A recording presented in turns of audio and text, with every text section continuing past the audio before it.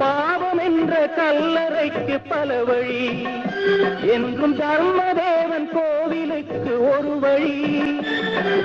பாவம் என்ற கல்லறைக்கு பல வழி என்றும் தர்மதேவன் கோவிலுக்கு ஒரு வழி.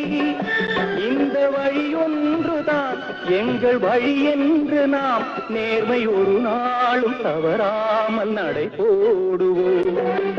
ஒன்றே குலம் என்று பாடுவோம், ஒருவனே தேவன் என்று போற்றுவோம்.